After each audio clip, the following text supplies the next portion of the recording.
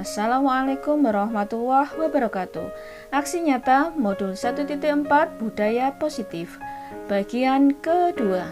Berbagi pemahaman dan pengalaman budaya positif di lingkungan kerja. Saya Ana Dewi Susilawati, CGP dari SMP Negeri 2 Modo, Kabupaten Lamongan, Provinsi Jawa Timur, Angkatan 5, kelas 34B. Pada aksi nyata modul 1.4 Budaya Positif, bagian 2 ini membagikan pemahaman dan pengalaman positif berbagi dengan moda luring di lingkungan kerja SMP Negeri 2 Modo, Lamongan, Jawa Timur.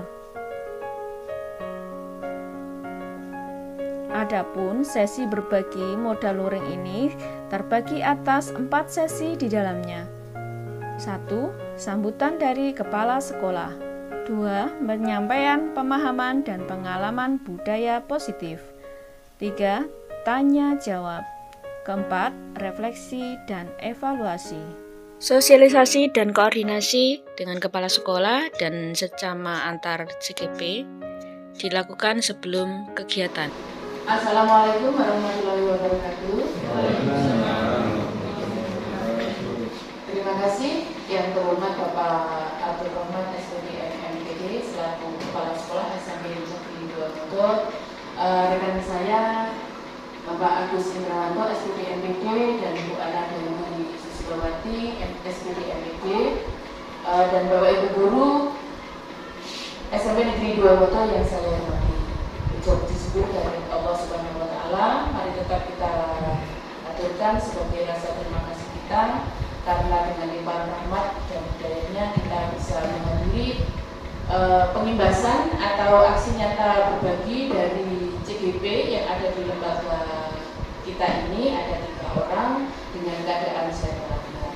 Kedua kalinya sholawat serta salam tetap kita curahkan juga ke haribaan Nabi besar Muhammad SAW yang telah memberi petunjuk suri tauladan kepada kita sehingga kita bisa membedakan mana yang hak. Pengimbasan atau aksi nyata berbagi kali ini nanti akan diawali oleh sambutan Bapak Abdul Rahman selaku pimpinan di lembaga. Setelah itu nanti sepenuhnya akan diserahkan kepada kami untuk memberikan atau memberi pembebasan kepada Bapak Ibu semuanya dalam aksi nyata berbagi. Nanti akan kita bagi menjadi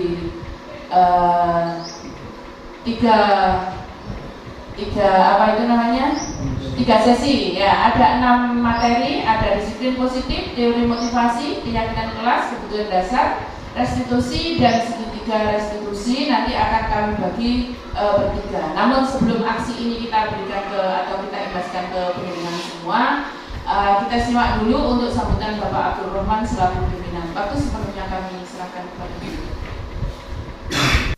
Untuk sesi pertama, sambutan dari kepala sekolah. Assalamualaikum warahmatullahi wabarakatuh. Alhamdulillahirabbil alamin, la haula wala quwata illa billahil aliyil azim. Amma ba'du. Bapak, Ibu, guru, calon guru penggerak yang saya hormati, Bapak, Ibu, Dewan Guru SMP Negeri 2 Modo yang saya hormati, syukur karena Allah SWT pada pagi hari ini kita masih diberikan rahmat, taufik serta hidayah sehingga bisa mengikuti yaitu program pengimbasan aksi nyata berbagi yaitu budaya positif yang nanti akan dilaksanakan oleh calon guru penggerak. Mudah-mudahan kita diberikan kesehatan dan keselamatan oleh Allah Subhanahu wa Ta'ala. Amin. Kedua kalinya sholawat serta salam tetap terlimpahkan kepada junjungan kita Nabi Muhammad sallallahu alaihi wasallam dengan ucapan Allahumma sholli ala sayyidina Muhammad wa ala ali sayyidina Muhammad. Bapak Ibu Dewan Guru SMP Negeri 2 Modo semuanya yang saya hormati, untuk kegiatan ini yaitu pengimbasan aksi nyata berbagi budaya positif di SMP Negeri 2 Modo. Di lembaga kami ini ada 3 dewan guru yang masuk dalam calon guru penggerak angkatan kelima yang diadakan secara nasional. Di lembaga kami ini yaitu SMP Negeri 2 Modo ini ada 3 orang guru yang tersaring dalam CGP angkatan kelima itu. Yang pertama yaitu Bu Isparwati SPD MPD, kemudian yang kedua Bu Ana Dwi Susilawati SPD MPD, kemudian yang ketiga Bapak Agus Indrawanto SPD MPD. Dari ketiga guru ini merupakan yang terpilih sebagai calon guru penggerak. Mudah-mudahan ilmu yang didapat di CGP nanti bisa mengimbas kepada teman-teman semuanya Dewan Guru SMA Negeri 2 Modo, dan mudah-mudahan di angkatan berikutnya ada guru kami yang ikut latih sebagai calon guru penggerak.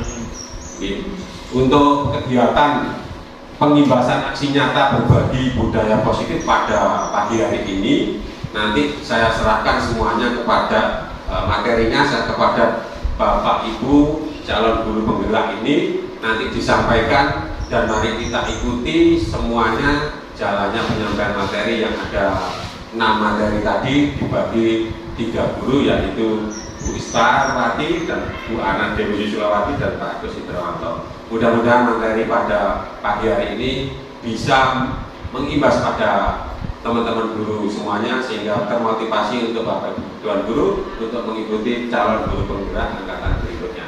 Itu saja sambutan dari kami.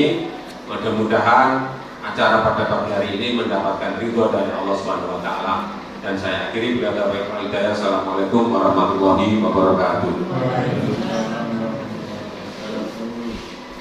Disampaikan terima kasih kepada yang terhormat Bapak Abdul Rahman SPD MPD yang telah berkenan memberikan sambutan. Tidak mengurangi rasa hormat kami, Bapak bisa melanjutkan aktivitas yang mungkin dengan sudah akan.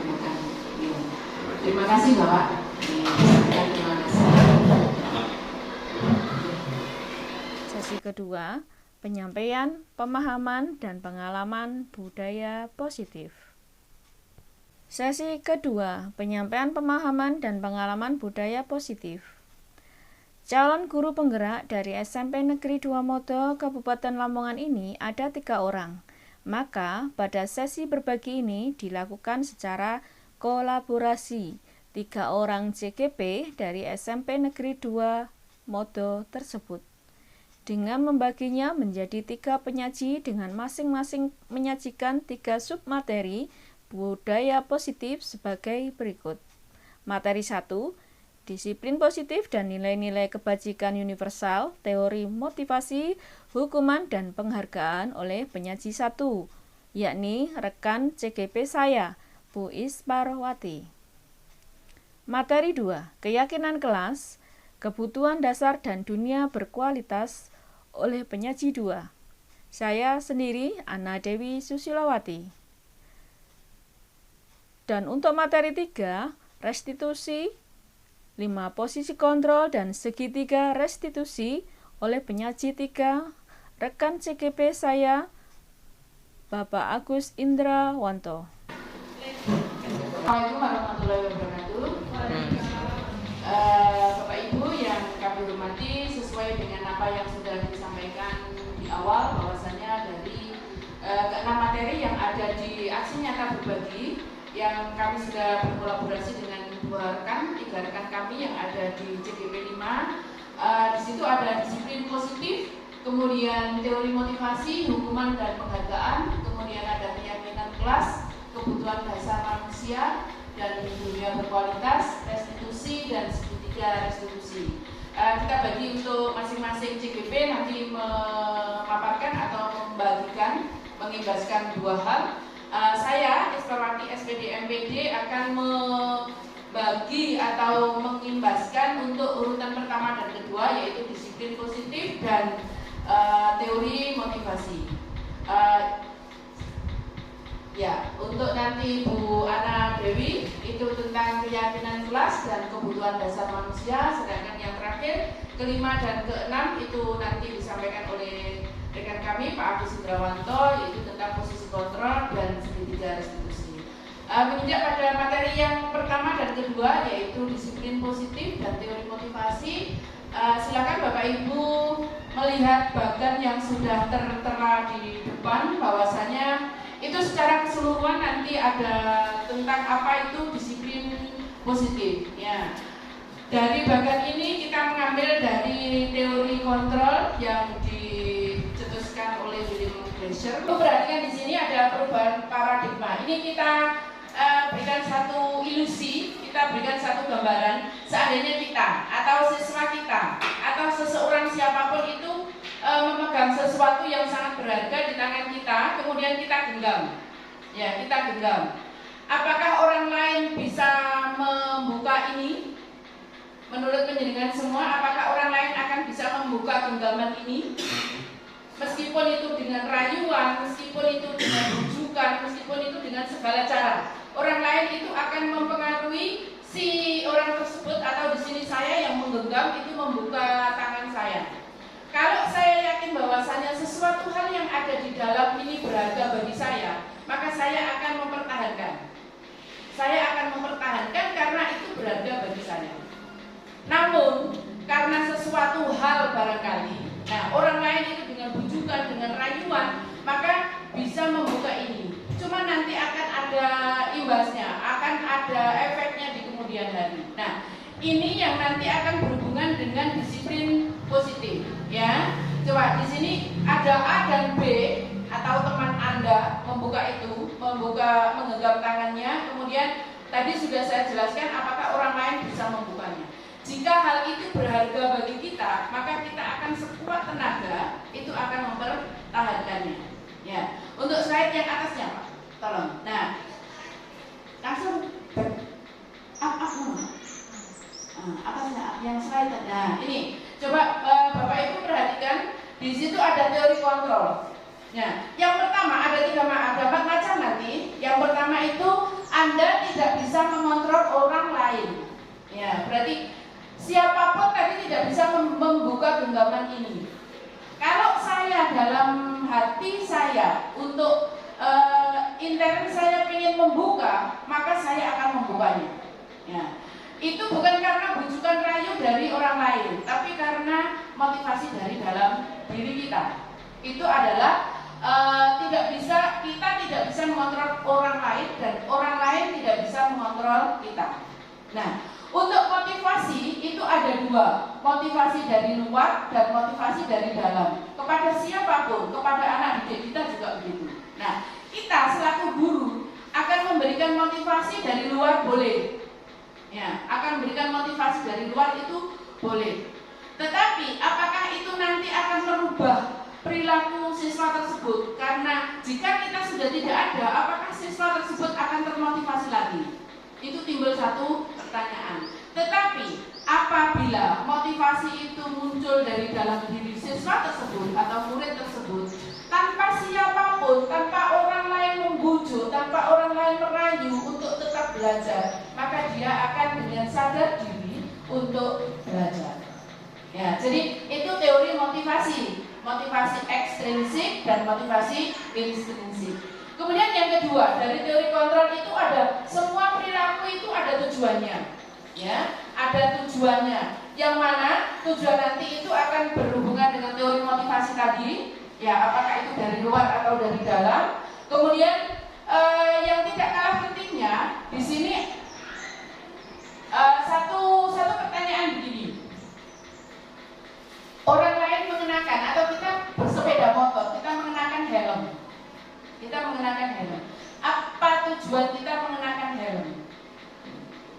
Mungkin dari Pak Soleh, tujuan mengenakan helm apa, Pak? Menjaga keamanan. Pak Edi Purwoto, tujuan mengenakan helm apa, Pak? Kalau saya sendiri mungkin sebelum dapat materi ini bentak dicegat polisi kan begitu ya, biar tidak kena tilang, ya. Itu jadi apapun yang kita lakukan itu mesti punya tujuan. Kemudian yang kedua, satu ilusi begini. Siswa A itu mengerjakan ulangan itu dengan getu begitu, dengan sungguh-sungguh, dia berharap mendapatkan nilai yang bagus. Ya, berharap dengan mendapatkan nilai yang bagus. Nah, selain itu dia ingin kok ibuku, bapakku ben memuji aku, bapak ibu guruku ben ngasih aku hadiah. Nah, itu motivasi, termasuk motivasi. Apakah itu motivasi dari dalam diri siswa tersebut atau dari orang lain?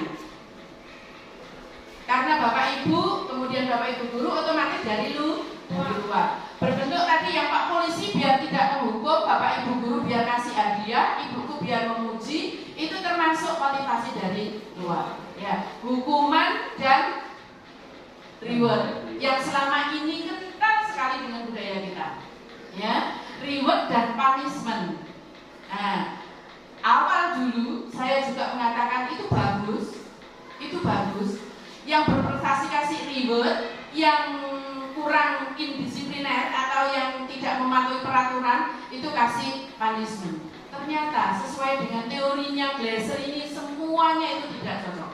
Karena itu adalah motivasi dari luar, baik itu yang menghukum maupun yang memberi hadiah. Nanti kalau Pak Polisinya sudah tidak ada, dia akan tidak menghiraukan lagi. Kalau Bapak Ibu gurunya sudah kehabisan uang, tidak bisa memberikan hadiah, maka dia juga tidak akan termotivasi lagi. Itu hukuman dan reward, ya, hukuman dan reward, ya, punishment dan reward itu termotivasi dari luar. Kemudian yang selanjutnya, untuk menghargai diri sendiri, selain tadi siswa memunculkan motivasi dari dalam, untuk apa? Ilusinya, kalau tidak ada Bapak Ibu guru yang beri hadiah, tidak ada Pak Polisi yang menilang, maka dengan sadar diri dia akan melaksanakan itu karena kata Pak Soleh betul sekali, itu adalah untuk keselamatan, ya, untuk keselamatan jiwa. Nah, siapa yang bisa menyelamatkan dari ini? Muncul dari kesadaran diri, ya, dari kesadaran diri bahwasanya, oh, saya harus motivasi diri, saya harus menghargai diri saya sendiri. Siapa yang menghargai, otomatis diri sendiri harus memunculkan motivasi dari dalam. Kemudian yang ketiga, itu ada model berpikir nanti dari teori Glaser ini, dari teori William itu ada kolaborasi, kemudian nanti ada aksinya menang dan menang, nanti akan secara rinci dijelaskan oleh rekan kami Bapak Agus Widrawanto. Sedangkan tadi untuk kebutuhan itu nanti akan dijelaskan oleh Bu Ayandeli. Nah, slide bawahnya Pak. Terus, ya, coba ini yang disiplin Pak, disiplin atasnya. Nah, tadi kita mengenal yang namanya disiplin. Setelah kita mengetahui motivasi itu dari luar maupun dari dalam, ya, mungkin kita bisa menanamkan kepada anak didik kita, jangan termotivasi dari orang lain, jangan melakukan sesuatu itu karena orang lain, tapi termotivasi dari dalam diri sendiri. Nah, itu akan kekal nanti sampai kapanpun. Jika kita menghargai diri sendiri, maka tanpa diiming-iming hadiah, tanpa harus takut dengan hukuman, maka anak tersebut akan melakukan dengan sadar diri, termasuk juga belajar dalam hal ini yang merupakan tugas utama dari mereka. Ya, kata disiplin, ya mungkin selama ini disiplin itu bagi kita itu kan mematuhi peraturan.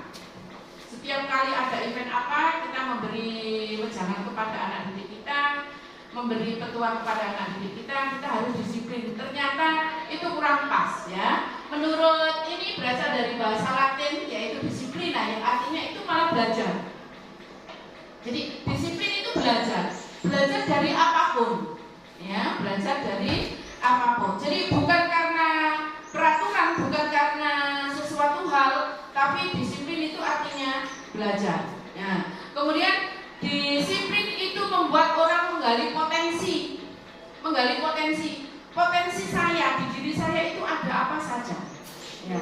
Saya mempunyai kekuatan apa saja, saya mempunyai kemampuan apa saja. Itu dia apa istilahnya, jika dia disiplin maka dia akan bisa menggali hal tersebut. Kemudian yang paling bawah, namun dalam budaya kita makna kata disiplin telah berubah menjadi sesuatu yang dilakukan seseorang pada orang lain untuk mendapatkan patuhan. Ya, anak didik kita patuh itu disiplin. Kecenderungan umum adalah menghubungkan kata disiplin dengan ketidaknyamanan, bukan dengan apa yang kita hargai atau pencapaian sesuatu tujuan mulia. Ya, jadi itu kunci kata budaya positif yang mana kita hubungkan dengan kata disiplin. Disiplin tadi ada dua macam. Maksudnya ada arti dari yang pertama itu belajar. Kemudian yang kedua itu menghargai diri sendiri. Nah, kemudian ya, perhatikan di sini disiplin itu nanti akan berhubungan dengan nilai-nilai kebajikan universal. Apa tuh nilai-nilai kebajikan universal itu? Sesuai dengan yang ada di slide, sifat-sifat positif manusia yang merupakan tujuan mulia yang ingin dicapai setiap individu. Nah, setiap perilaku perbuatan itu pasti memiliki tujuan seperti yang sudah saya sampaikan di depan tadi. Kemudian nilai-nilai kebajikan yang ingin dicapai oleh setiap anak Indonesia itu dikenal dengan profil pelajar Pancasila. Ya, Bapak Ibu guru semuanya, saya yakin bahwasanya sudah paham tentang profil pelajar Pancasila. Nanti mungkin di lain waktu kita akan menjelaskan tentang itu. Ya, ada 6 saya sebutkan di sana sesuai dengan yang ada di slide. Beriman dan bertakwa kepada Tuhan Yang Maha Esa, berakhlak mulia, kemudian mandiri, bernalar kritis, berkebinekaan global, bergotong royong dan kreatif. Ya, itu nanti nilai-nilai kebajikan yang akan kita tanamkan kepada anak didik kita atau murid kita. Kemudian untuk terakhir teori motivasi perilaku manusia. Teori motivasi bawahnya Pak. Ya, tadi sudah saya sampaikan juga bahwasanya motivasi itu ada 2 macam, eksternal dan internal. Yang internal itu tujuannya adalah untuk membentuk satu disiplin positif. Disiplin positif berarti belajarnya juga positif. Menggali potensi dirinya sendiri juga positif. Itu yang kita harapkan jika anak-anak itu termotivasi dari dalam. Ya. Kemudian cuplikan dari bawahnya Pak. Cuplikan dari Bapak Pendidikan Indonesia yaitu Bapak Ki Hajar Dewantara bahwasanya merdeka itu artinya tidak hanya terlepas dari perintah. Kalau kita selama ini merdeka itu berarti kan kita bebas dari siapapun yang memerintah kita. Jadi bisa memerintah dan bisa menghargai diri sendiri. Itu arti dari kata merdeka menurut Bapak Ki Hajar Dewantara. Nah, mungkin untuk teori disiplin, teori motivasi, disiplin positif dari saya nanti untuk sesi tanya jawab ada di akhir. Ya, kita lanjutkan untuk materi selanjutnya yaitu disiplin kelas, keyakinan kelas dan kebutuhan dasar akan disampaikan oleh Bu Ana Dewi. Dari saya cukupkan sekian. Terima kasih atas perhatiannya dan saya akhiri. Assalamualaikum warahmatullahi wabarakatuh. Bu Ana Dewi, silakan. Assalamualaikum warahmatullahi wabarakatuh. Terima kasih atas kesempatannya Bapak Ibu Guru SMP Negeri 2 Modo. Pada kali ini saya sebagai pemateri yang kedua setelah tadi Bu Iswawati menyampaikan 2 hal terkait dengan budaya disiplin. Saya hanya melanjutkan, saya kemudian melanjutkan yang nanti di mana yang saya lanjutkan ini 2 hal juga yaitu keyakinan kelas dan kebutuhan dasar manusia. Dan nanti setelah saya dilanjut oleh teman kolaborator saya yaitu Pak Agus Indrawanto. Baiklah, untuk kesempatan yang diberikan ke saya terkait dengan keyakinan kelas. Keyakinan kelas yang selama ini Bapak Ibu guru semua sudah ketahui biasanya tidak berupa keyakinan kelas atau kalimatnya tidak keyakinan kelas, tapi aturan, peraturan kelas. Hal ini berubah, kita geser sedikit demi sedikit dan hari ini kita geser menjadi sebuah keyakinan. Kenapa keyakinan tidak peraturan lagi? Karena kita tahu bahwa peraturan hanya untuk dijalankan, tidak untuk disadari dari hati kita masing-masing. Ketika peraturan tidak perlu dilakukan, maka terjadi pelanggaran-pelanggaran atau kita indisipliner seperti itu. Dan langsung saja untuk keyakinan kelas, slide berikutnya. Seperti yang sudah disampaikan pada pemateri pertama bahwa mengapa tidak peraturan saja, mengapa harus kata keyakinan. Dan sudah disampaikan tadi juga mengapa kita memiliki peraturan harus menggunakan helm bila mengendarai kendaraan roda 2. Tadi sudah juga disampaikan seperti itu. Nah, itu adalah sebuah peraturan yang mana endingnya peraturan itu terpaksa untuk dijalankan. Ada paksaan di dalamnya untuk menjalankan peraturan. Mulai dari sekarang kita coba bergeser menjadi sebuah keyakinan, di mana keyakinan inilah yang nantinya tidak kita merasa terpaksa di dalamnya untuk menjalankan, tetapi kita adalah dengan kesadaran. Tadi sudah Pak Soleh sampaikan alasannya kenapa kita pakai helm, karena biar aman. Tadi itu sudah salah satu tumbuh dalam diri Pak Soleh bahwa itu sebuah keyakinan bahwa nanti kalau tidak pakai helm jatuh, kepala terbentur, efeknya seperti itu. Itu sebuah keyakinan. Seumpama ada jawaban ya karena peraturan, karena aturan dari lalu lintas. Nah, itu nantinya kalau tidak ada polisi, tidak ada yang mengawasi, maka akan dilepas helmnya, bahkan tidak berhelm seperti itu. Ini untuk kasus saat mengendarai sepeda roda 2. Begitupun sama dengan keyakinan kelas. Kita buat peraturan di kelas, masuk jam sekian untuk menjadi sebuah peraturan. Masuk kelas jam 7.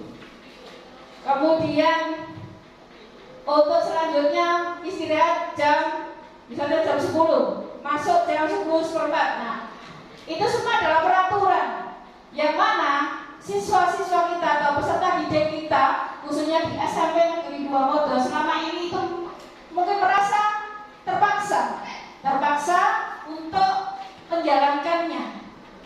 Oleh karenanya kita mulai bergeser ke sebuah keyakinan seperti itu. Yang tadi kita yaitu ya. Untuk sebuah keyakinan kelas itu kalau kita betul-betul jalankan itu luar biasa ya. Kita hanya membayangkan saja sungguh luar biasa, apalagi nanti mereka atau mengaplikasikannya.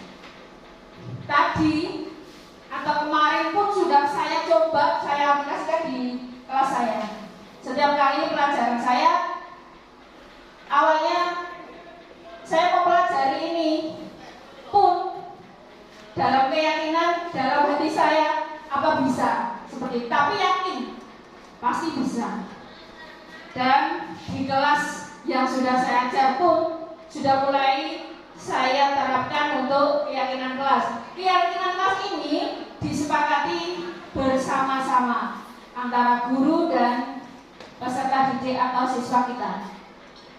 Mereka menyampaikan apa saja yang menjadi kesepakatan kelas. Mulai ada yang hadir tepat waktu, kemudian ada yang ketika materi pelajaran tidak boleh makan, ada lagi yang ketika di kelas HP dimatikan. Tadi banyak sekali yang disampaikan oleh mereka. Jadi mereka memiliki kebebasan untuk menyampaikan gagasannya, menyampaikan unek-uneknya dengan melalui kesepakatan yang sebagai keyakinan kelas. Untuk peraturan, biasanya bahasa atau kalimat yang dipergunakan itu seperti ada nanti pada akhirnya adalah muncul konsekuensi atau hukuman. Yang contohnya bisa dilihat di slide-nya. Selalu mengembalikan buku ke tempatnya. Menjadi diubah menjadi sebuah keyakinan kelas tanggung jawab. Ya, seperti itu. Kemudian dilarang mengganggu orang lain menjadi menghormati orang lain. Semua ini butuh proses ke arah sana. Tidak semudah kita membalikkan telapak tangan. Karena selama ini kita sudah membuat peraturan-peraturan yang hanya sebagai peraturan yang memaksa. Kali ini kita harus bergeser mulai hari ini dan seterusnya kita bergeser menjadi sebuah keyakinan. Dan larangan-larangan, kalimat larangan-larangan kita ubah. Saya kemarin pun pertama kali mendapatkan ilmu ini, saya juga ya Allah, ternyata selama ini saya seperti itu. Jangan, isinya jangan ke sana, jangan. Ada kalimat jangan. Nah ini kalimat jangan ini yang harus sedikit demi sedikit harus saya hilangkan. Karena ternyata itu efeknya ke jangka panjang. Ya, jangan ramai. Jangan ramai, awas. Itu ternyata kalimat-kalimat seperti itu harus kita kurangi dan bahkan kita hilangkan. Selama ini saya sendiri seperti itu.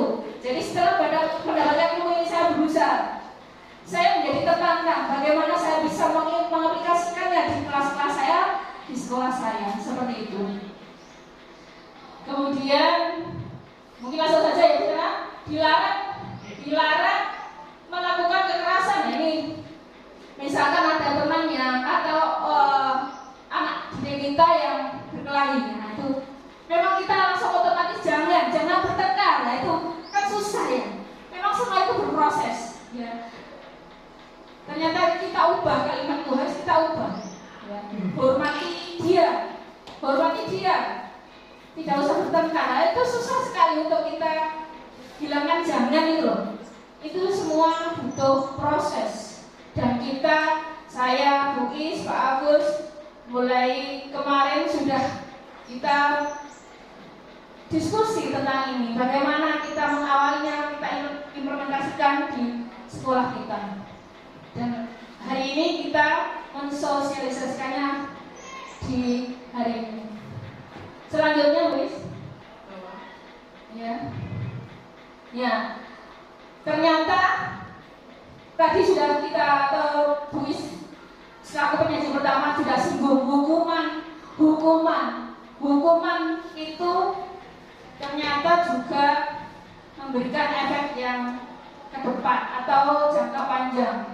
Mungkin pernah kita menghukum anak untuk lari, untuk jongkok dan seterusnya. Nah, ternyata itu juga memiliki efek yang ke depan yang luar biasa. Mereka justru tidak terbangun nilai-nilai kebajikan dalam diri mereka, ya. Sehingga dan penghargaan pun sama dengan reward. Ternyata reward itu justru mematikan kreativitas anak, ya. Jadi reward atau penghargaan itu ternyata mematikan potensi anak. Loh, kok bisa? Iya. Coba sekarang kalau anak kita sendiri di rumah, misalnya kamu menghafal ini saya beri uang 10.000, misal. Nah berikutnya hafalan ini tidak kita beri, ternyata anak tidak mau. Nah ini efeknya berikutnya dan seterusnya. Berarti tidak ada kesadaran dalam diri atau tidak ada motivasi intrinsik yang hadir dalam diri anak. Nah ini kita mulai geser hal-hal seperti itu. Nah Bu, bagaimana cara untuk menghargai? Bagaimana untuk mengapresiasi mereka? Nah, ini ilmu yang kita dapatkan ternyata dengan bagaimana ada caranya untuk mengapresiasi mereka, memberi penghargaan mereka.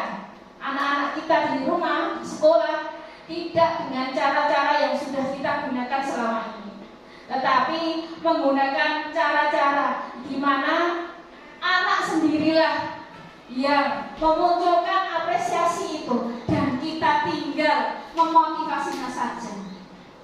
Seperti itu. Memang ini tidak mudah, butuh proses yang berkelanjutan dan berkesinambungan untuk ke depannya. Lanjut? Ya. langsung ke ngurasi kebutuhan manusia.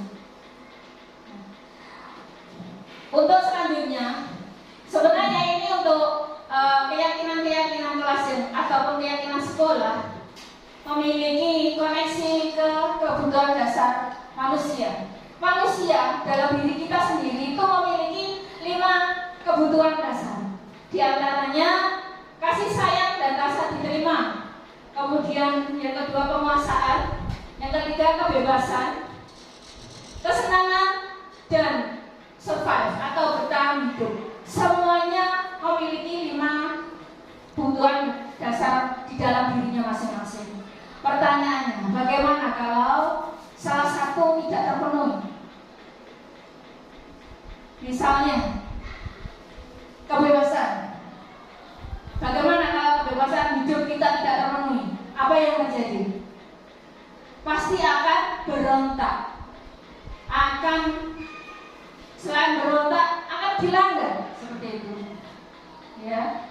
Oleh karenanya dengan memahami 5 kebutuhan dasar tersebut, ini ada beberapa contoh dari kasus beberapa hal yang sering kita jumpai. Yang pertama, ibu guru bilang, aku tidak boleh bersenandung sewaktu mengerjakan tugas. Katanya kelas harus tenang, tidak ada suara. Padahal aku suka dan senang menyanyi. Nah, dari kasus ini bisa kita lihat, ternyata si anak atau murid kita butuh apa? Kesenangan. Betul. Mungkin selain itu juga kebebasan. Betul. Kesenangan dan kebebasan. Mereka di kelas pengennya kotean, bersenandung, nyanyi-nyanyi, rame-rame. Nah, itu memang mereka sedang memenuhi kebutuhan dasarnya, ingin senang dan ingin bebas. Seperti itu. Selanjutnya, ibu guru tidak menyapaku hari ini, padahal aku pakai jepit rambut baru. Ini kebutuhan apa? Kira-kira? Kasih sayang. Ya.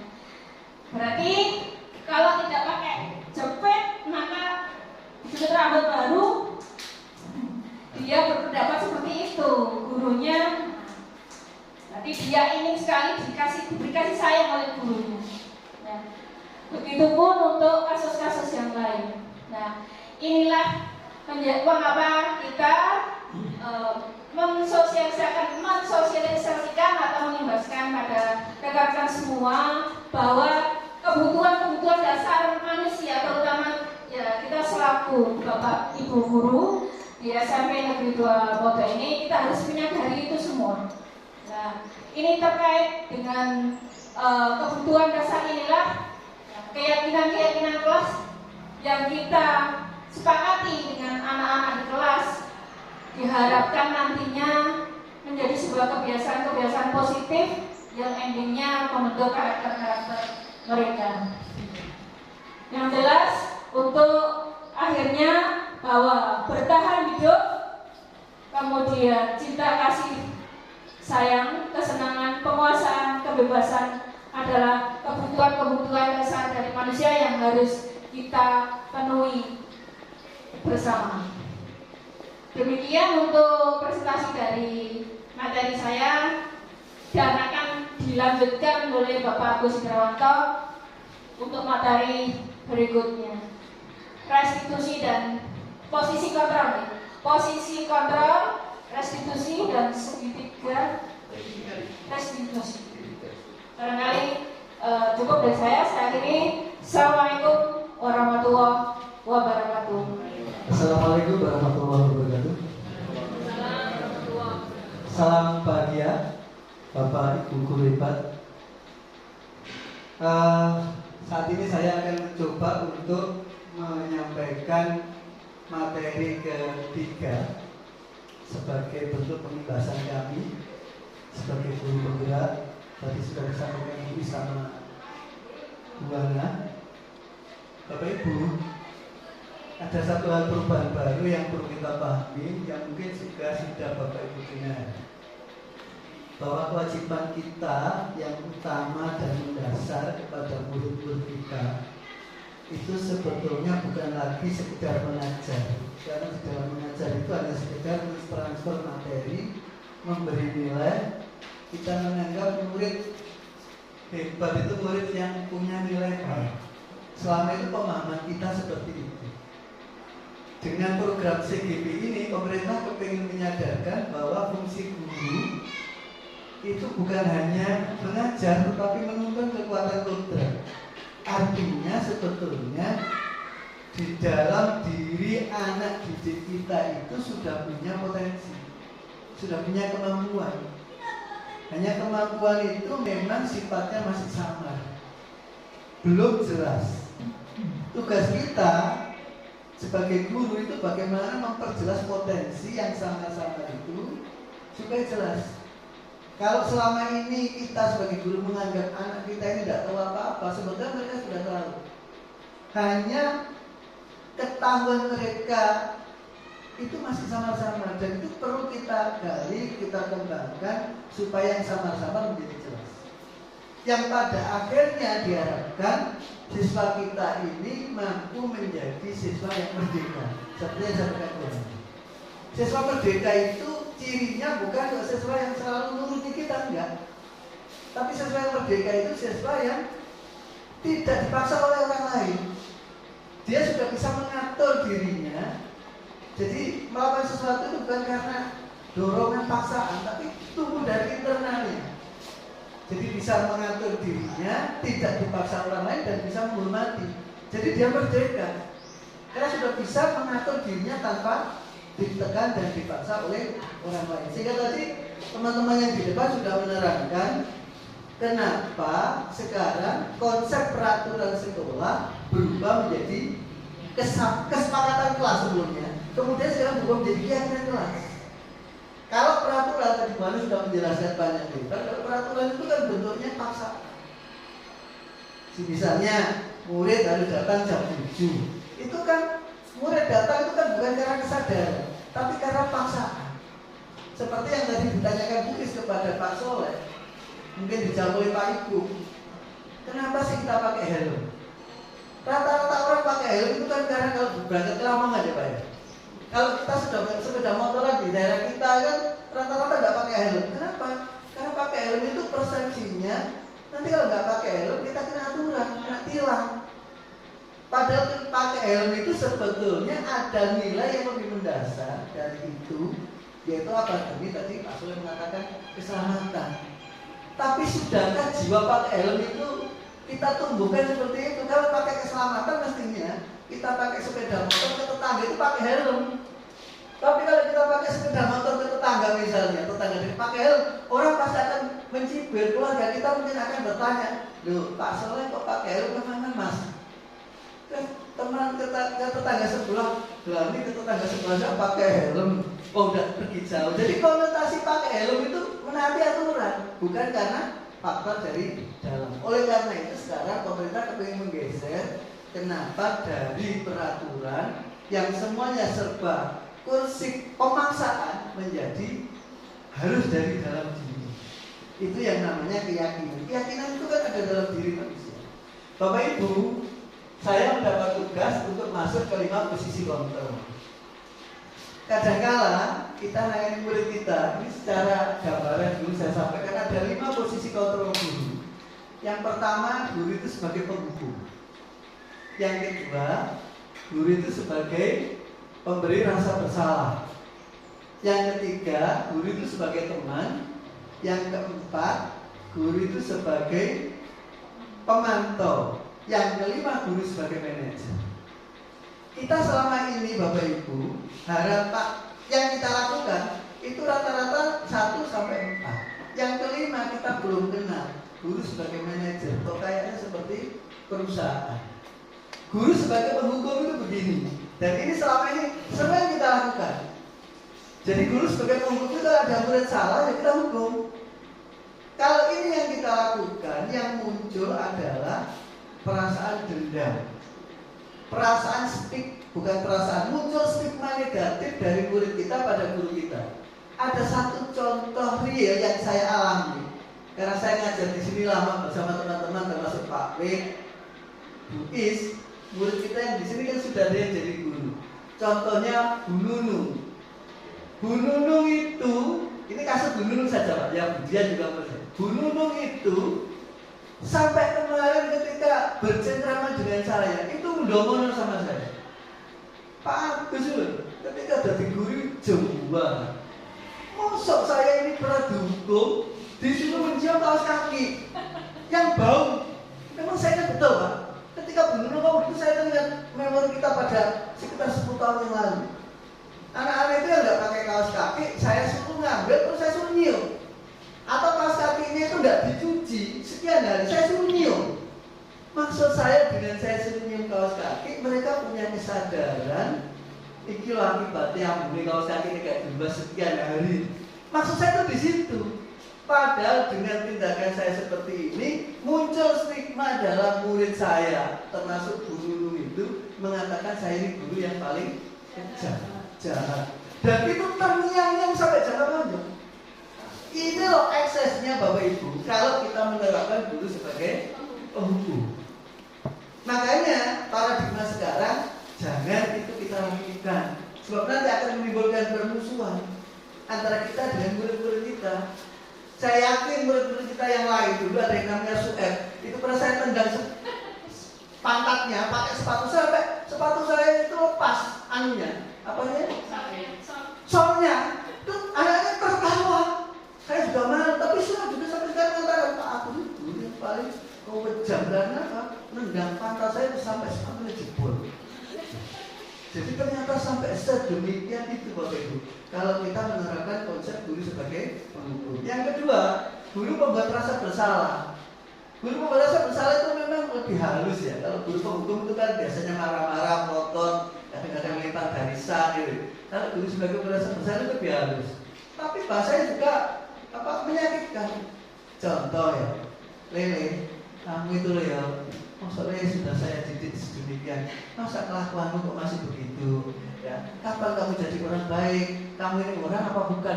Kata-kata seperti ini halus, tapi menusuk perasaan anak dan itu tidak akan membangkitkan rasa identitas sukses.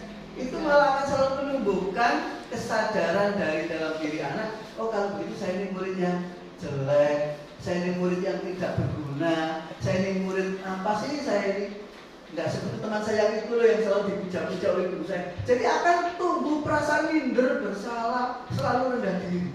Kalau kita mengambil keputusan guru sebagai membuat rasa bersalah. Kemudian yang ketiga yang sering kita lakukan juga guru sebagai teman. Ini mungkin juga sebagai BPBK Pak Ibu, itu menganggap baik. Karena maksud teman sehingga lebih dekat. Padahal dalam konsep guru sebagai teman itu juga diharapkan tidak diterapkan. Kenapa? Karena kalau guru sebagai teman, anak itu biasanya nurut pada guru itu. Pada guru lain, enggak. Karena enggak seperti Pak Ibu, kalau saya curhati, kalau saya ada masalah mesti saya dipombong, mesti saya. Pak Ibu itu enggak seperti guru yang lain. Guru yang lain begini-gini, kalau Pak Ibu itu begini. Sehingga nurutnya anak itu hanya pada salah satu orang. Termasuk kalau ada apa-apa mesti mengadunya ke guru sebagai teman itu. Ini efek negatifnya Bapak. Sehingga guru sebagai teman juga diharapkan tidak diterapkan, apalagi guru sebagai pemantau. Guru sebagai pemantau itu artinya anak kalau salah kemudian kita tungguin. Ini aja orang nggak garap tugas, tak tunggu gini lah digarap tugasnya. Kan sebagai pemantau. Nanti kalau gurunya ke kantor, anaknya ngerjakan apa betul? Ya enggak, ditinggal lagi. Ya kan sering kita kadang-kadang kelas itu tenang, ada gurunya. Gurunya ke kantor, kelasnya kembali ribut lagi. Itu kan guru sebagai pemantau. Jadi anak tetap kalau ada yang nunggui. Lah harapannya yang kelima itu Bapak Ibu, guru sebagai manajer. Guru sebagai manajer itu guru mencoba untuk membawa anak pada sebuah situasi pemahaman bahwa anak itu bisa menemukan sendiri kesalahan dirinya, kemudian menemukan kembali keyakinannya, kemudian menemukan kembali gambaran dirinya ke depan seperti apa. Ini yang ingin dicapai. Makanya untuk mencapai itu, karena yang sebagai manajer itu melahirkan kesadaran dari dalam, akhirnya adalah yang namanya segitiga restitusi yang melalui 3 tahapan. Tahapan pertama itu menstabilkan identitas. Artinya begini, non sewu Pak Parto, kalau ada anak yang berkelahi, non sewu Pak Parto, apa yang dia lakukan? Terus dengan panggil ya Pak Parto ya, ditanya, apa yang dia lakukan Pak Parto? Kalau ada anak yang berkelahi, belum bisa. Jenengan menyalahkan dia, apa jenengan membenarkan langkahnya dia? Ada anak yang berkelahi, menyalahkan. Jelas menyalahkan karena itu perbuatan yang salah. Dan saya Pak Ibu guru BPBK, kalau ada anak yang bolosan, apa yang jenengan katakan? Itu perbuatan baik apa perbuatan jelek? Kurang baik. Ini yang terjadi selama ini Bapak Ibu. Saya juga begitu selama ini. Jadi kalau ada anak yang berkelahi, itu langsung kita jatuhkan. Kalau ibu nggak mau gelul, kapan tetap ibu jatuh? Nah gitu ya. Padahal tindakan itu tidak benar. Dalam konteks menstabilkan identitas, itu mestinya anak dibawa dari identitas gagal rendah diri menjadi identitas sukses. Jom, kok gelul, kamu kok berkelahi? Iya Pak, saya digarai, masa bapak saya diolok-olok? Apa yang kita lakukan? Harus kita angkat. Kamu berarti kan membela nama bapakmu. Ini luar biasa. Di sini masalah kebutuhan dasar yang diterangkan Bu Ana. Apa? Kebutuhan untuk dihormati, dihargai. Setiap manusia butuh penghargaan. Jadi kalau kita sedang memperjuangkan hak kita, membela orang tua kita, orang kamu itu bagus. Siapapun, kalau orang tuanya dijelek-jelekan, ya udah terima. Termasuk bapak. Andai kata bapak ini orang tuanya bapak ini dijelek-jelekan, saya juga marah seperti kamu. Jadi tindakanmu membela orang tua itu hal yang baik. Termasuk tadi Pak Ibu ada anak yang bolosan. Tindakanmu bolosan kenapa? Males Pak. Oh, males itu manusiawi, nggak apa-apa. Oh, semua orang juga tidak selalu semangat. Begitu itu namanya membawa identitas gagal menuju identitas sukses. Kan dari kan pemerintah seperti itu. Jadi jangan anak bolosan lalu memang pekerjaan bolosan. Oh, kapan nggak dari si bolosan? Oh, lupamu lah itu. Itu kan malah tambah sedemikian rupa. Jadi bolosan, malas itu hal yang lumrah. Oh, saya juga punya rasa malas. Coba tanya teman-teman yang lain yang semangat-semangat, kan satu saya juga punya rasa malas. Jadi itu hal yang manusiawi, semua orang punya perasaan seperti itu. Hanya kemudian masuk kepada validasi kesalahan Bapak Ibu. Terus kira-kira validasi kesalahan itu kan anak harus tumbuh. Oh ya, perbuatan itu salah. Tapi bukan kita yang menunjukkan, anak yang menemukan dari dalam. Kira-kira Mas, dengan kamu malas, itu kira-kira tidak masuk sekolah, kira-kira untungnya apa untuk kamu? Anak disuruh mencari. Iya Pak ya, untungnya apa ya? Saya hanya tidur-tiduran, nonton TV, males-malesan. Terus temanmu ada tugas mengerjakan PR, mendapat nilai, terus ada kegiatan di sekolah, kamu tahu nggak? Nggak tahu Pak. Kamu rugi ya? Rugi Pak. Oh, berarti kalau begitu tindakanmu malas itu merugikan siapa? Yang merugikan diri saya Pak. Nah, tumbuhlah rasa penyesalan yang dari dalam diri karena kita tunjukkan. Seperti tadi berkelahi Pak Parto. Kalau kamu berkelahi seperti itu, ada nggak cara yang lebih baik daripada orang kamu caci maki? Ada nggak cara yang lebih baik dari kamu antem dia atau kamu tohok dia atau kamu pukul dia? Nah, misalnya anak begitu, terus Pak Parto tanya, ada nggak cara yang lebih baik? Bapakmu diolok-olok, terus kira-kira dengan cara kamu berantem apa manfaatnya? Coba Pak Parto tunjukkan. Nah, Pak Parto ngomongnya begitu. Manfaatnya ya, saya sakit Pak, saya ketohok dia, tapi saya juga legok, saya jotos dia. Terus kira-kira dapat penghargaan apa kamu dari teman-teman? Kamu dihargai apa kamu malah disalahkan, apa kamu malah dicaci maki sebagai anak yang tukang gelut? Iya Pak. Jadi ada muncul kesadaran. Saya ini ya Ya nanti aja nanti Pak. Jadi pertanyaannya itu, validasinya itu mendorong anak untuk menemukan pengakuan bersalah atas tindakan. Sehingga kesalahan itu bukan kita yang mengatakan, jangan begini, kamu berbuat itu salah, itu melanggar agama, itu tidak sesuai teman, itu kita tunjukkan, belum tentu anak terima. Tapi kalau kita tanya, coba manfaatnya kamu berdaya, apakah ada untungnya? Apakah kamu akan mendapat sebuah penghargaan misalnya? Kan tidak begitu. Kemudian setelah itu kita masuk pada tahapan ketiga, yaitu kita menemukan nilai, mengkaitkan dengan nilai. Nilai itu Bapak Ibu kita ambil dari tadi yang disampaikan Bu Hana, keyakinan kelas yang sudah kita sepakati bersama, dikaitkan dengan itu. Apakah kira-kira dengan kamu berkelahi itu kamu sudah menghormati orang lain? Apakah kamu tidak butuh dihormati oleh orang lain? Ada apa kaitannya? Kemudian kamu kira-kira ke depan akan mau jadi pribadi seperti apa? Bahagiakah kamu, senangkah kamu kalau kamu menjadi orang yang menjadi tukang berkelahi? Ada pertanyaan-pertanyaan ke depannya mencoba digali, kemudian menghasilkan sebuah pemahaman pada diri anak, oh bahwa tindakan saya ini salah, saya harus berubah, ya. Kemudian saya dengan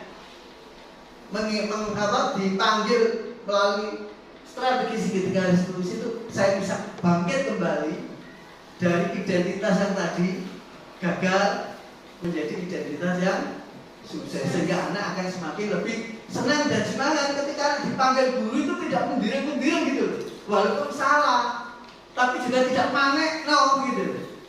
Karena di situ ada unsur pengakuan bersalah. Ini harapan paradigma baru Bapak Ibu yang kami pelajari dari guru penggerak dari modul 1.4 budaya positif.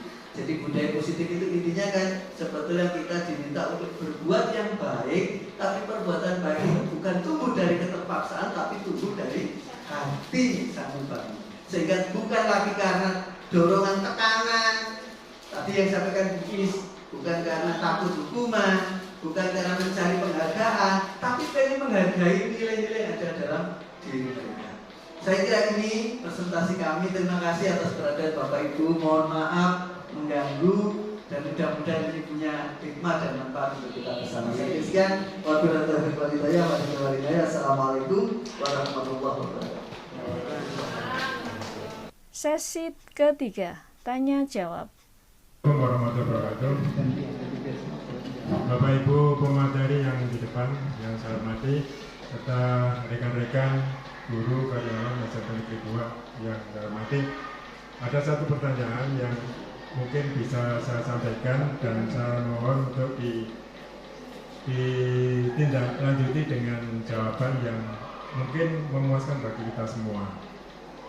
Yang pertama, kita sangat kesulitan betul menerapkan disiplin di sini, terutama ketika anak di sekolah itu ada beberapa yang masih menunjukkan bahwa mereka tidak memasukkan baju sesuai seperti aturan yang ada atau tidak kerapian gitu. Dan ini Bapak Ibu guru yang lain juga sering mengingatkan, tapi anak-anak juga masih tetap seperti itu. Ada tadi sudah di materi, kita tidak boleh memberikan hukuman dan kita juga tidak boleh memberikan hadiah atau reward. Nah, mungkin tadi betul ini pengalaman tadi pagi yang saya terapkan ke anak, dan saya mohon untuk dikomentari atau dijawab apa yang sudah saya lakukan tadi itu menurut yang paradigma sekarang itu betul apa tidak. Tadi saya menimbai ketika mau sholat duha itu ada 3 anak yang bajunya tidak dimasukkan. Setelah selesai sholat dan bacaan surah Al-Fatihah, terus saya berdiri, anak-anak tolong diperhatikan, saya akan memberikan sebuah penghargaan, bukan penghargaan, saya akan memberikan pada anak yang berprestasi, sesuatu pada anak berprestasi. Mungkin di sini anak-anak mungkin ada pemantik, prestasinya opo kan gitu. Saya panggil ada Farel, ada Alvin, ada satunya siapa tadi? Alvin terus? Gilang Gali yang seperti biasa maksudnya. Anak-anak saya panggil, mereka kumpul di tengah musola. Terus inilah anak-anak yang sudah berprestasi di hari ini dan mereka juga sudah menunjukkan prestasi itu selama ini. Nah, kira-kira apa prestasinya? Anak-anak jawab, bajunya tidak dimasukkan, serba seperti ini. Bajunya tidak dimasukkan. Wes, sekarang saya hanya pesan kepada kalian bahwa itu sesuatu yang kurang baik di sekolah kita, dan saya mohon kalian berjanji, bukan hukuman, bukan reward, tapi kalian berjanji di depan semuanya yang ada di hadir pada saat ini, berjanji untuk tidak mengeluarkan baju itu, hanya berjanji. Nah, dengan apa yang sudah saya lakukan ini, tolong diberi komentar apa yang sudah saya lakukan ini sudah mengarah ke paradigma yang baru apa juga masih lama. Tapi ternyata saya lihat sampai sejauh ini anak-anak bajunya yang tadi tetap dimasukkan. Itu, terima kasih, mohon maaf. Wassalamualaikum warahmatullahi wabarakatuh. Kalau menurut saya, ya, sebenarnya ini materinya sesuai dengan apa yang disampaikan Bu Ana, itu kembali tadi dibuka dengan keyakinan kelas, Pak. Nah, keyakinan kelas tadi disampaikan bahwasannya itu merupakan satu hal yang merupakan kesepakatan bersama. Tadi atau di kelas 7 sudah saya terapkan di awal masuk, anak-anak saya suruh membuat satu kesepakatan bersama. Wes, ayo kuningan. Keyakinan kelas, kesepakatan apa, itu nanti yang kalian sepakati dan kita patuhi bersama. Salah satunya adalah memakai baju yang rapi, yang penting. Nah, tadi kami terapkan di kelas 9A juga begitu. Anak-anak ayo membuat kesepakatan kelas. Ternyata dari mereka itu juga menuliskan memakai masih ditulis begini, dilarang mengeluarkan baju. Nah, kalau bunyinya masih dilarang itu peraturan. Tapi kalau nanti sudah merupakan satu keyakinan, itu bunyinya positif. Sesuatu diawali dari hal yang positif, budaya positif. Mengenakan baju dengan rapi. Nah, setelah anak-anak menyampaikan ide, kita sampaikan kesimpulannya. Anak-anak, ternyata dari kalian ini loh, nulis sekian banyak. Coba kita simpulkan gimana? 1, berarti mengenakan baju secara rapi. Kesepakatan pertama. Kemudian kesepakatan kedua, ini tentang datang sekian waktu sebelum pelajaran dimulai atau bagaimana itu nanti yang berhubungan dengan tepat waktu. Ketika sudah demikian, di akhir kita nyatakan ke anak-anak, anak-anak tadi yang membuat ini siapa ya? Kami Bu, kita semua Bu. Nah, yang secara intrinsik mereka sudah timbul keyakinan atau kesadaran dari dalam diri. Karena sampean yang membuat, nanti yang mematuhi juga sampean. Nah, jika nanti suatu saat Pak B ada anak yang masih memakai baju yang tidak rapi, kita tinggal mengembalikan ke tadi kesepakatan tadi, keyakinan tadi. Yo, ini sampean tak bisa dari kesepakatan bersama toh. Kalau pakai baju yang rapi, nah sekarang bagaimana nih? Sesuai dengan yang kamu lakukan, apa sudah sesuai dengan kesepakatan kamu, keyakinan kamu, dibalikkan seperti itu. Nah, apa yang sudah dilakukan Pak Swetnyo dengan memanggil anak-anak ke depan, kemudian awalnya sih katanya memberi penghargaan, tapi itu menghukum. Ya, karena apa istilahnya anak-anak di depan mereka semua, ya. Oh ternyata itu ada beban psikisnya di dalam. Wah, Pak, begini aku malah sholat, sholat bisa. Dipanggil ngarang korone aku gak ngelokok lambi. Lah, itu ternyata juga di benak mereka ada apa ya istilah semacam yang bisa mereka Pak Ustaz itu ada rasa dendam juga. Nah, jadi mungkin imbasnya tadi kalau sampai selama ini masih dimasukkan itu katanya tutor kami itu bukan karena apa yang kita lakukan, tapi mereka memutuskan untuk ben saya itu gak dipanggil sampai Pak W, aku tak lebokne wae lambiku. Nah, katanya begitu. Nah, tapi jika itu apa istilahnya imbasnya positif, mungkin ya kemarin juga apa istilahnya bagi kami kita termasuk fasilitator kami juga itu masih mengatakan sulit untuk mengubah itu langsung dilebiak begitu itu sulit. Jadi mungkin istilahnya itu harus gradually dari penghukum merasa bersalah sebagai teman, pemantau, dan baru nanti yang terakhir kata Pak Agus itu sebagai manajer. Ya, sebagai manajer tadi juga sudah dijelaskan Pak Agus bahwasanya di sana itu pertama kita identitas itu tadi apa kok sampean gawe iki klambi gak dilebokno.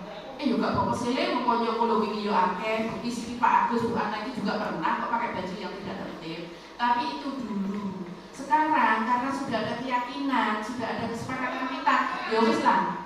Nah, saya sadar kalau itu salah, tak lebokno. Gitu. Jadi nanti kacanya itu dari kesepakatan bersama atau keyakinan kelas satu. Nah, kalau sudah begitu, itu nanti akan timbul dari dalam diri sendiri. Tidak lagi dari external motivation-nya tadi, tapi internal motivation.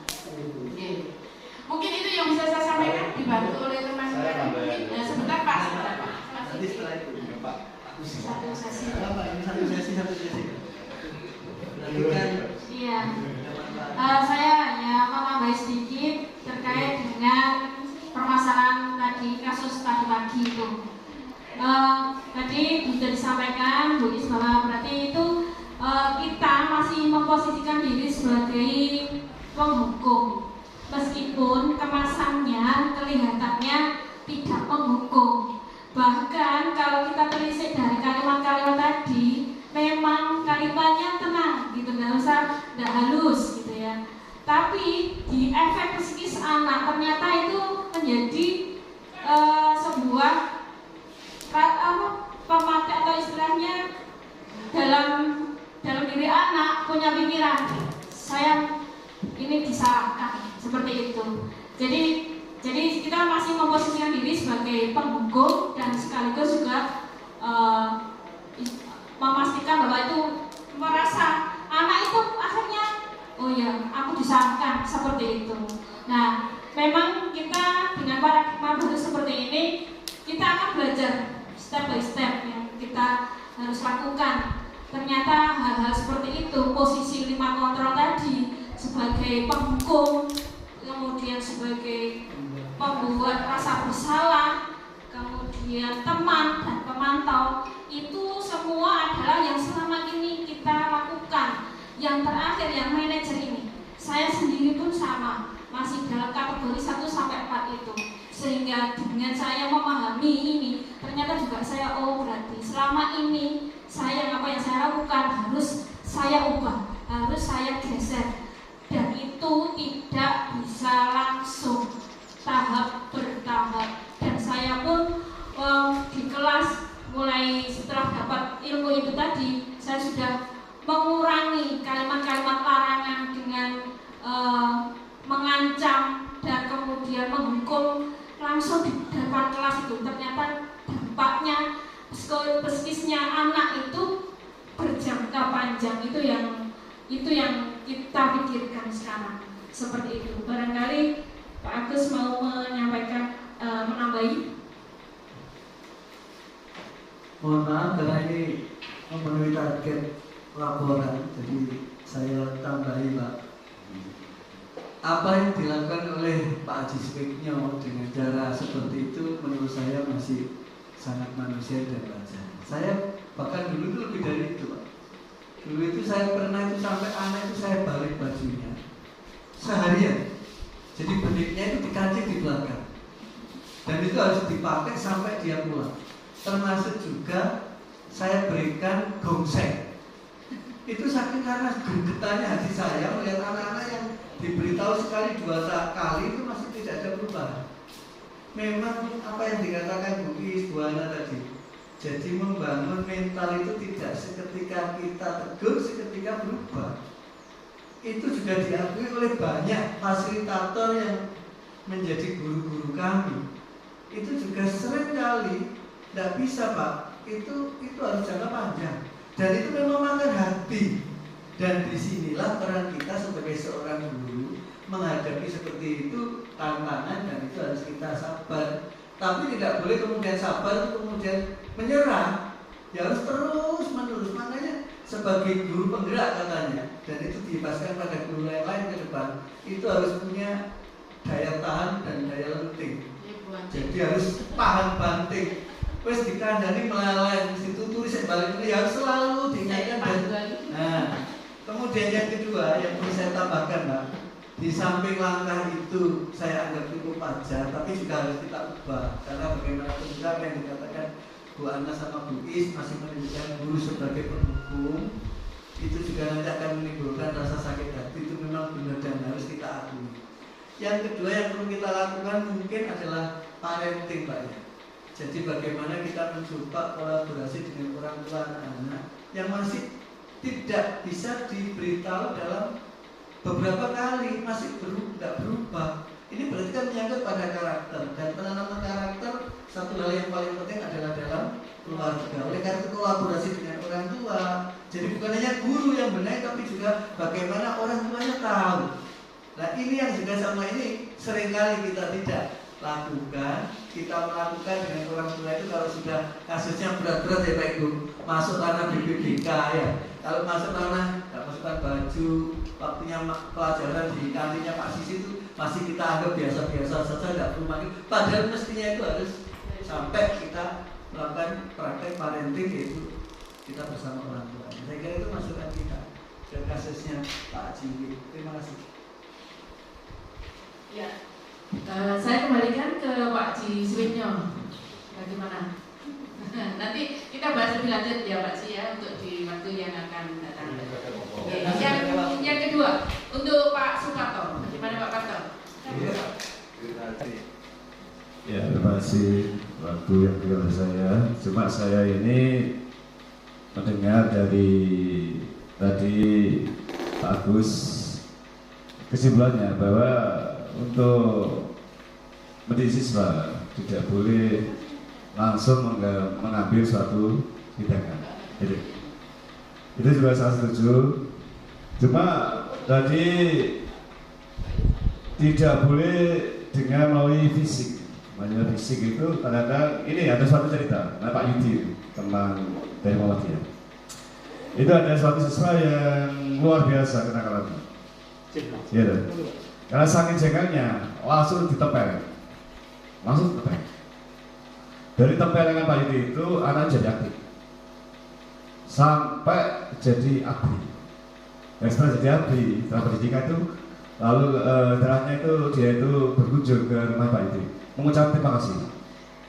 Andai kan Bapak Yudi tidak memukul saya, mungkin saya itu jadi orang yang tidak seperti ini, gitu bilang gitu. Nah ini. Yang kedua cerita dari saya juga, ini dari siswa ada yang membuat bingung di daerah itu Cibol. Itu tidak pernah saya kampung, memang saya juga kerjakan sekali. Dia itu saya kampung senang dari kapal dari Pak Parto itu dia itu punya motivasi belajar. Ini Pak, cerita. Jadi bukan kekerasan itu tapi kita negatif, ada juga yang positif, ada juga negatif. Terus saya lihat juga dalam dasar yaitu agama. Didiklah anak kamu jika waktunya saatnya dirasa sholat, kalau dengan bicara tidak mampan dan mungkin dengan langkah pukulan, nah, yang akhirnya tidak menyakiti, tapi mengarahkan siswa itu apa putranya itu mau sholat. Ada juga teknik seperti itu. Nah, kemudian yang terakhir ini tentang bela diri bagus. Anak itu kalau mengikuti bela diri, jika mengalami kesalahan, maka pelatihnya langsung pukul. Nah, dari situ dia itu punya motivasi tinggi. Nah ini juga bingung Pak. Jadi kalau saya lihat cerita dari Pak itu, seakan anak itu disuruh lulus terus, tapi kenyataan di lapangan tidak seperti itu. Yang jelas untuk masalah mendidik siswa itu sebenarnya luar biasa terus. Kolaborasi dari orang tua juga. Karena kita lihat belajar itu tidak jauh dari baunya. Itu juga kita harus mempelajari. Maka saya kadang-kadang berpikir, mungkin salah saya. Kenapa? Saya tidak memahami latar belakang siswa mendetail. Bagaimana keluarganya dan itu, sehingga saya akan langsung memukul terlalu emosional. Ini yang tidak boleh. Makanya mengikuti siswa terlalu emosional. Nah itu sendiri kesalahan itu pada siswa atau kepada gurunya. Nah ini makanya kompleks masalahnya. Itu aja Pak. Terima kasih. Assalamualaikum warahmatullahi wabarakatuh. Ini contoh-contoh kasus yang luar biasa Pak Parto sampaikan ke kita. Memang teori ini kalau kita bawa ke tempat-tempat lembaga pendidikan polisi dan militer betul mentah-mentah. Sebab di sana untuk mendisiplinkan itu tidak lepas dari hukuman, bahkan fisik. Tetapi sebetulnya kehendak pemerintah itu jangan sampai disiplin itu gara-gara terpaksa. Sebab itu akan melahirkan kesemuan. Yang dia inginkan disiplin itu lahir dari kesadaran, menumbuhkan sadar. Apa yang dikatakan Pak Parto, ada anak yang sukses jadi tentara, kasusnya Pak Baiti, itu juga bisa jadi benar.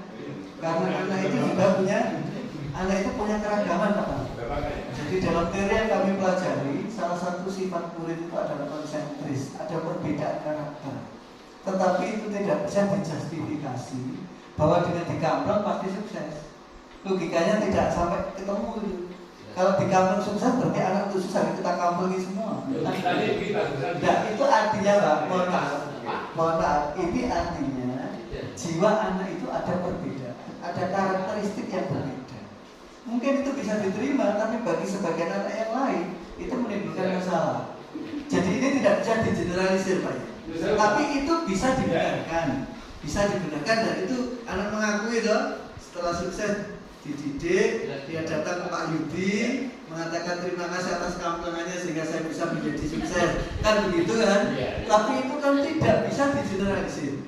Jadi kalau yang kita pelajari itu kan diibaratkan seperti planet tata surya, itu kan mungkin termasuk planet yang agak aneh gitu ya, di antara planet-planet yang lain. Kok ada manusia yang karakternya kayak begitu? Tetapi pada saat dikampleng saya yakin pasti akan timbul rasa marah dan hanya mungkin itu juga karakter yang sama.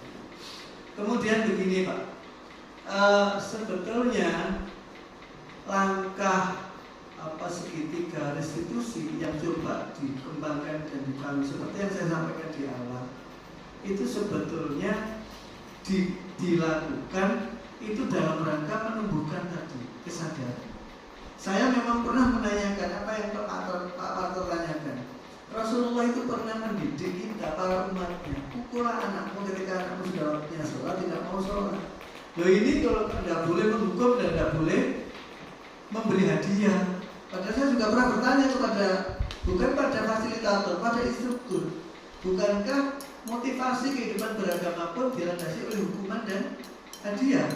Hukuman mereka yang tidak sholat masuk neraka, mereka yang sholat masuk surga, itu kan hadiah, penghargaan dari Tuhan. Lalu kenapa ini tidak kita pakai? Ternyata begitu kami pelajari, sebetulnya kalau hadiah itu yang kita kedepankan, berarti anak bagus itu ya seperti sampai bisa di depan. Itu ya karena mendapatkan hadiah itu tujuan. Kalau hadiah nggak ada, ya mungkin tidak mau berbuat baik. Sekarang menurut saya misalnya, andai kata Tuhan itu memberikan garis di Quran, sing sholat gak sholat berkabeh. Sing sholat gak usah mlebu neraka. Kira-kira orang sholat apa? Saya kira yang sholat itu orang-orang tertentu. Sebagian besar masih makan gak sholat, tapi hanya orang-orang tertentu yang mengatakan saya sholat bukan karena takut neraka, saya sholat bukan karena ingin masuk surga, saya sholat karena saya ingin menghamba pada Tuhan sebagai bentuk ucapan terima kasih. Aku sudah diberi daya begini. Loh, untuk menuju ke situ itu loh Pak, itu orang-orang khos Pak. Orang awam nggak bisa. Makanya kemudian sekarang dicoba prinsip ini diterapkan dengan cara apa? Kalau ada anak salah, jangan divonis salah. Kamu bangkitkan motivasinya. Kalau ada anak yang salah, jangan ditunjukkan ini salah. Jangan begitu, tapi ajari mereka menemukan kesalahannya sendiri. Ini yang namanya validasi. Terus hubungan dengan keyakinan. Harapannya, jiwa intrinsipnya yang dikatakan motivation internal itu tumbuh gitu. Bukan karena kita ditekan oleh kita. Jadi zaman saya itu Pak, mungkin zaman saya tidak memuaskan Pak Parto. Gak apa-apa, kalau kita memang berbeda. Saya kira terima kasih. So ada gajah bagus. Hadiahnya 1.5. Oh, sebaik buat ikut. Berarti ikutnya bukan cara kesadaran saya, tapi sapi 5-nya. Iya, dengan disampaikan penjelasan dari Pak Agus, saya juga hanya sedikit saja menambahi terkait dengan itu Pak Parto. Jadi masing-masing manusia itu memang memiliki perbedaan di dalam dirinya, karakternya berbeda-beda. Dengan karakter yang berbeda-beda inilah yang disebut sebagai keunikan dari diri kita sendiri-sendiri. Kita memiliki keunikan masing-masing. Ya. Dan yang mana? Iya. Dan untuk saya sendiri sebenarnya dari hal-hal yang mungkin dari sekian kasus ada satu kasus yang dikaplok kemudian jadi dia termotivasi dan sukses jadi tentara. Nah ini mungkin satu dari sekian banyak kasus seperti itu. Dan saya menilai mungkin juga dari anak sendiri itu karakternya memang harus seperti itu. Nah, sehingga dengan kita mencoba untuk dengan paradigma baru yang seperti ini, dengan kita koneksikan dengan kejadian-kejadian atau hal-hal yang terjadi di keseharian kita, ternyata perlu ada pembenahan pada diri kita. Bagaimana sesuatu itu dihadirkan dari kesadaran diri. Kalau selama tidak sadar diri karena keterpaksaan, maka aturan atau sesuatu itu tidak ada gunanya. Seperti itu, intinya seperti itu. Nah terus masalah anak tadi, kalau dalam agama Islam diminta ketika anak sudah usia balik maka iya, kalau dia tidak sholat dipukullah. Sebenarnya itu memang kalau kita maknai secara langsung saklek gitu, memang harus dipukul secara fisik gitu ya. Tapi sebenarnya ada cara-cara yang tadi ditawarkan dengan seperti itu. Saya juga pernah anak saya tidak sholat karena kan sudah saya minta kalau sholat ya sholat, kalau kamu nggak sholat saya pukul. Saya juga pernah seperti itu Pak Warto, pernah itu.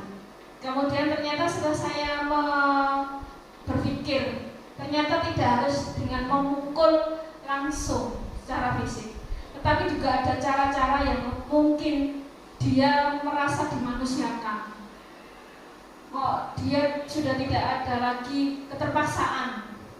Ya semoga saja dengan cara-cara yang kita anggap tidak dengan hubungan fisik, anak timbul kesadaran, motivasi instingnya itu ya, yang kita terus motivasi. Nah masalah nanti rewardnya itu tidak perlu kita pikirkan, itu hanya bonus di endingnya. Masalah surga neraka itu pun harus memang kita pada akhirnya kita ke surga atau kita neraka itu sebenarnya itu bonus dari ya, bukan karena kita terus harus seperti itu. Jadi itu semua bonus endingnya, dan itu mengikuti, tidak kita hadirkan di awal, tidak. Maksudnya tidak kamu sholat harus seperti itu. Saya kira Pak Ato bisa memahami. Iya Pak. Oke. Terima kasih.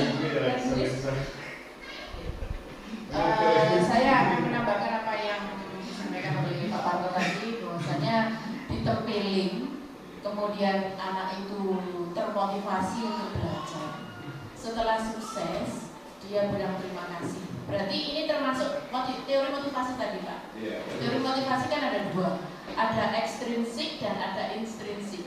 Nah, yang ekstrinsik salah satu contohnya ini, karena ini termotivasi dari apa yang dilakukan oleh seseorang. Dalam hal ini Pak Budi tadi, ya, untuk menempeleng itu tadi. Ini jika efeknya bagus, is okay. Nah, tadi Pak Budi juga sudah mengatakan jangan digeneralisir, maksudnya jangan dianggap promo, digebiah-biah modal sini, tidak. Nah, satu contoh Pak, ini terjadi di anak saya sendiri ketika dia mendaftar di angkatan. Nah, saya beri motivasi, Le, sholat, biar cita-citamu dikabulkan. Ternyata sampai ending, ini karena motivasi dari orang tua, ya dari orang luar, dari ekstrinsik. Sampai ending, sampai hasil terakhir itu tidak diterima. Maka apa yang dia lakukan? Dia putus sholat. Nah, aku sholat pun juga tidak dituruti karena Ya, itu kalau motivasi berasal dari orang luar. Tapi setelah dia kerja, ikut akhirnya keluar Jawa, kemudian dia merasa badannya capek. Ini betul Pak, ini terjadi betul. Badannya capek, terus dia berdoa begini, ya Allah, jika nanti aku tidur, kemudian aku bangun, badanku terasa sehat, maka aku akan sholat lagi. Dan itu akan muncul dari dirinya, karena bukan karena paksaan orang lain. Ketika dia bangun, dia merasa segar, dia merasa bugar. Akhirnya apa? Dia muncul kesadaran, oh iya ternyata saya harus ini membangkitkan semangat saya untuk ini, karena memang benar apa yang dijanjikan Allah itu ada. Nah, tapi juga tidak semua orang bisa seperti itu Pak. Ya, ada step by stepnya. Nah, kenapa si anak tadi itu ditempelin? Salah satunya karena memang dia berlaku indisipliner. Nah, indisipliner itu terjadi karena apa? Karena kebutuhan dasarnya salah satunya itu tidak terpenuhi. Mungkin di rumah dia ingin bebas, tapi bapak ibunya, kowe kudu latihan, pengen jadi abri, kudu ini. Sama yang saya lakukan. Saya paksa anak saya harus ikut ini, harus latihan ini, harus begini. Saya tidak memandang anak saya sakit atau apa, tidak. Pokoknya harus ini. Dipaksa. Tapi itu tidak bertahan lama. Tapi jika kesadaran itu muncul dari dalam diri sendiri, maka secara otomatis dia akan meyakini bahwasanya oh iya, ternyata benar janji Gusti Allah itu ada, kata anak saya ini. Itu muncul dari kesadaran diri. Beda dengan yang saya paksakan, harus sholat nak, harus gini nak. Ternyata bullshit mama ini. Bilang begitu. Saya sholat sampai tengah malam, saya tipes, saya lakoni, ternyata apa yang saya ingin dapatkan? Nol. Tapi ketika sudah sadar dari dalam diri, ya alhamdulillah.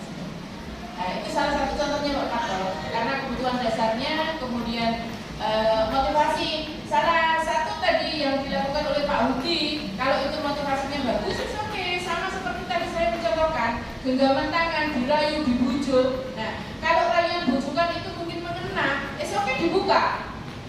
Tapi karena saya yakin itu adalah hal yang pribadi, hal yang privacy, hal yang sangat berguna untuk saya tidak akan mengubahnya. Karena punya dia. Mungkin kami bertiga di sini juga masih dalam tahapan dasar saja, Pak. Belum sampai belum masih dasar. Nah, ini diminta untuk pengimbasan supaya nanti Bapak Ibu guru semuanya memahami, ada pemahaman yang sama ya, kesepakatan satu kata begitu untuk kita bertindak kepada anak-anak kita, kepada murid kita. Bahwasanya semua itu memang berfokus pada anak didik kita, kebutuhan besar anak didik kita. Itu ya Pak Warta ya. Nah, kalau tidak puas nanti kita sampai di balik layar Pak Warta. Ya, setuju benar. Tapi di lapangan itu. Ya, memang. Ya itu tadi Pak Warta tantangannya itu besar sekali. Saya pun juga diingatkan sama Bu Ana, restitusi. Ya, tapi kalau menghadapi anak seperti itu kadang-kadang manusiawi juga kita muncul seperti itu. Ya. Mungkin itu Pak Warta dan Bapak Ibu guru yang lain apa yang bisa kami sampaikan. Insya Allah nanti ada kesempatan lagi di lain waktu kita akan adakan untuk pembebasan yang selanjutnya. Sebelum kami akhiri, saya mungkin merangkap sebagai moderator. Terima kasih atas perhatiannya, atas waktunya, dan mohon maaf jika apa yang kami sampaikan itu masih belum 100% bisa kita terapkan di lembaga kita pada anak didik kita. Kita perlu waktu untuk berjenjang, ya. Kita perlu waktu untuk mencapai ke sana, dari penghukum, kemudian membuat orang merasa bersalah sebagai teman, sebagai pemantau, dan akhirnya menjadi itu terakhir kali lagi mohon maaf jika kurang berkenan, dan sekali lagi salam dan bahagia dari kami untuk Bapak Ibu hebat yang ada di SMP Negeri 2 Modo. Tergerak, bergerak, dan menggerakkan. Assalamualaikum warahmatullahi wabarakatuh. Keempat, refleksi dan evaluasi. Bahwa sesi berbagi atau pengimbasan modul 1.4 budaya positif ini, kami CGP dari SMP Negeri 2 Modo berjalan dengan baik, lancar dan sukses. Hasilnya, teman-teman sejawat di lembaga kami begitu sangat antusias Untuk mengikuti pengimbasan tersebut, mereka mulai ada pembaharuan cara pandang dan mulai memahami paradigma baru budaya positif untuk sekolah yang berpihak kepada anak. Oleh karenanya, perlu adanya tindak lanjut dan kebijakan-kebijakan dari kepala sekolah selaku pimpinan lembaga. Selain itu, memfasilitasi rekan sejawat dalam menggali dan memperoleh ilmu serta wawasan terbaru dan terkini demi kemajuan Indonesia. Demikian aksi nyata bagian 2, berbagi pemahaman dan pengalaman budaya positif di lingkungan kerja SMP Negeri 2 Modo. Terima kasih. Guru penggerak, tergerak, bergerak, menggerakkan. Salam dan bahagia. Wassalamualaikum warahmatullahi wabarakatuh.